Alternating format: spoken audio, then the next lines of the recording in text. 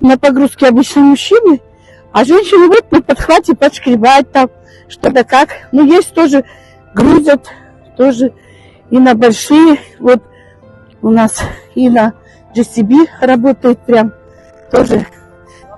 Да, и работа есть работа, как и везде. Везде ответственность, ну, тут бдительность надо. Техника, видите же, везде машины, техника не смотрит, ездит машина, не ездит, работа идет.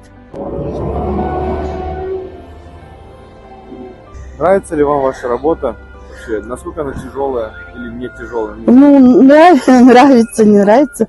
Везде работать надо. Мне кажется, легкой работы не бывает. В протяжении 5 лет, короче, каждый день в 6 утра просыпаетесь? Мы не просыпаемся в 6 часов утра. Мы просыпаемся раньше. Мы уже здесь, на рабочем месте, уже вот на объекте находимся в 6 часов. Есть с 8 часов, есть ночная смена. Вот мы, например, работаем с 6 до 3. У нас с 10 до 12 обед. Вот с 6 часов мы здесь на своем рабочем месте. Да, например, зарплата там, например. Ну, работаем, да, вовремя платят. Да. Всегда, когда сколько бы ни платили, хочется больше. Но ничего, работаем, деньги дают, премию дают, подарки вот на Новый год дают. Там, где что, профсоюз, ну, если надо помощь, тоже дают. Так что грех жаловаться на это, жизнь, да. про все хватает.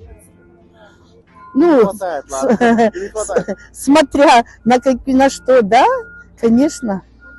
Хотелось бы чуть побольше, да, такая, ну, спасибо и на этом, да. Премии давали тоже, да, ну, что обижаться, тоже, да. Давайте по интересному вопросу.